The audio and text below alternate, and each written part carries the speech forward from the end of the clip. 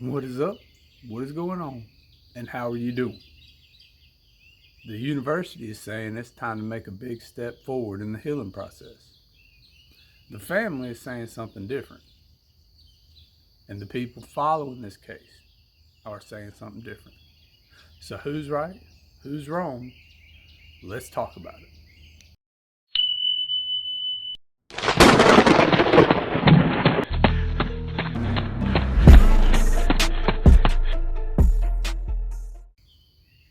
While doing some reading on this particular topic, I came across this little petition on change.org. There's 50 signatures on it. It's a petition to tear down the home.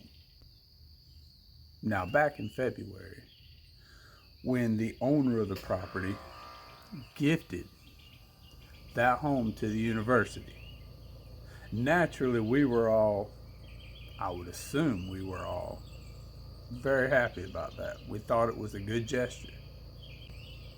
And the university said, at least to my understanding, their plans were to turn it into some type of garden or memorial honoring the victims, which I do believe, is a good thing to do. But the story that's making its rounds on YouTube, on news articles, has individuals concerned because the university has made this statement. And that's right. They want this done before students arrive next year. And they are claiming it's an important part of the healing process for the university, for the community, and for the families. Does the university represent the families though? Do they speak for the families? Since this case has started,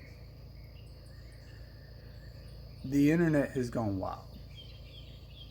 Accusations, massive research into people, their names, their ties with the victims, and we can all agree certain things did get out of hand. But I want everybody on that side of the argument to understand something. When situations arise like this, all it does is fuel speculation and worry. So you can't blame people for questioning everything and wondering about every little piece of evidence they heard when you've got an entire city and state that appears to be doing things to cover stuff up. Now, the university has said that they reached out to the families for their input. And according to their attorney, this is what they were told.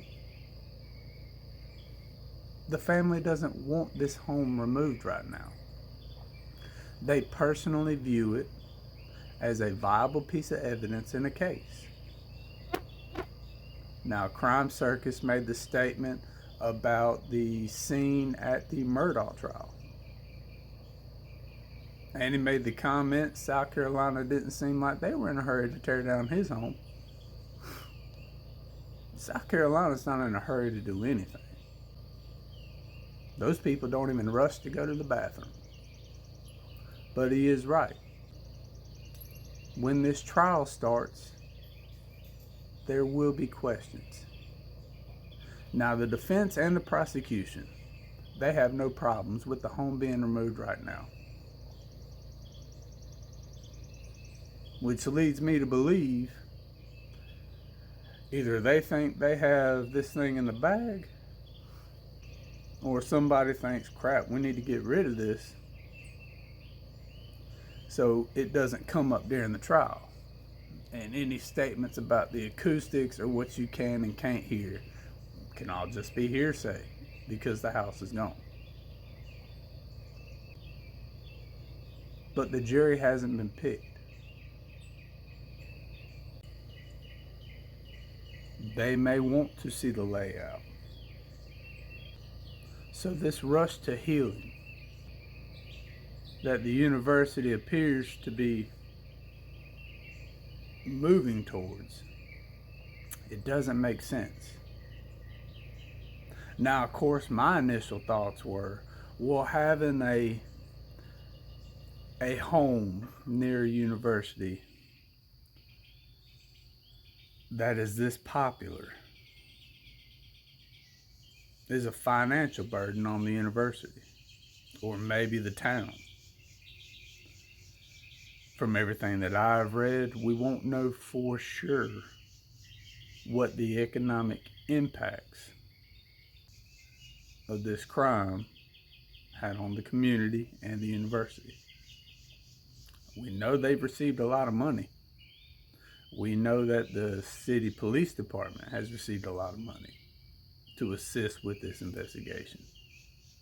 And the university needs to understand that the optics of this appear that they're just making decisions and they're deciding things based off their own interests. Moscow is a college town.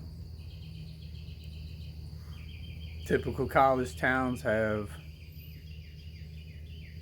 very little income other than the university.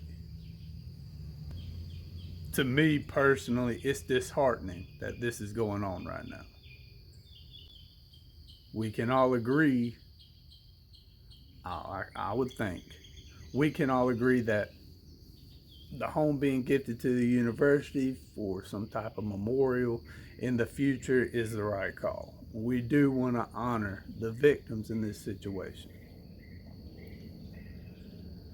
But what would bring healing quicker? A fair trial where every piece of possible evidence is available. It seems to me removing the entire crime scene is removing a large piece of evidence. It is worth noting that back in May, Shannon Gray, on behalf of Kaylee and Maddie's families, filed tort claims. Now, no actual lawsuits have been filed at this time, but it is a failsafe for the families to sue, the city or other individuals in this case, if it is found they did something wrong and the investigation is botched.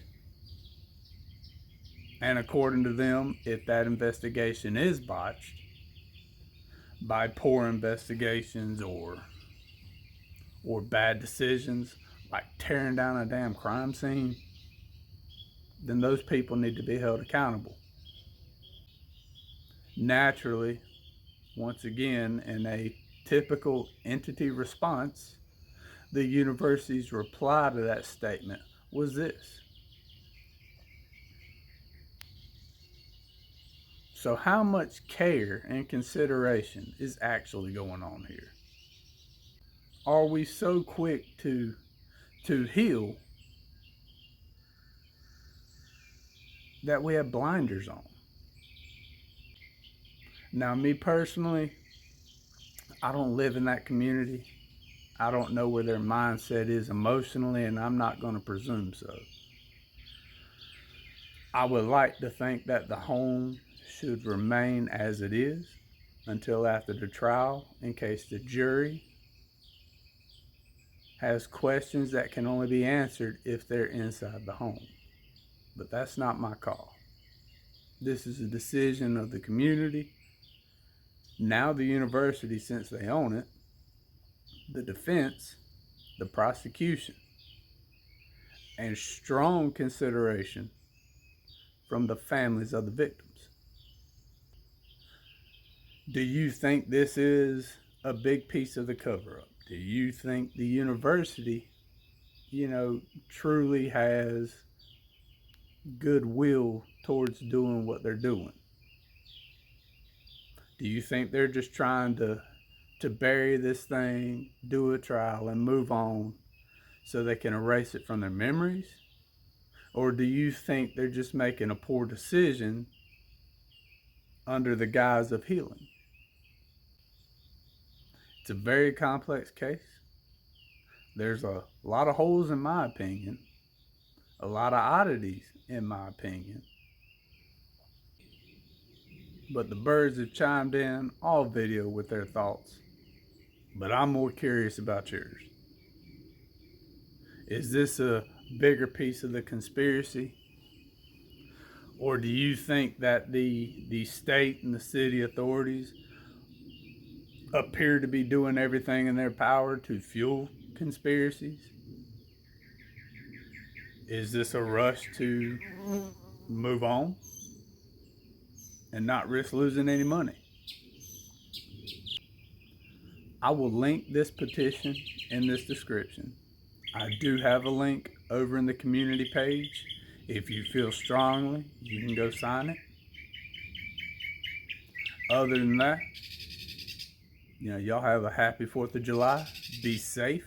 Use explosives the way they're intended to be used. Happy birthday, America. And to our brothers over there in Great Britain, we ain't mad at you. We got you back. Y'all stay safe. I'll see you in the next one.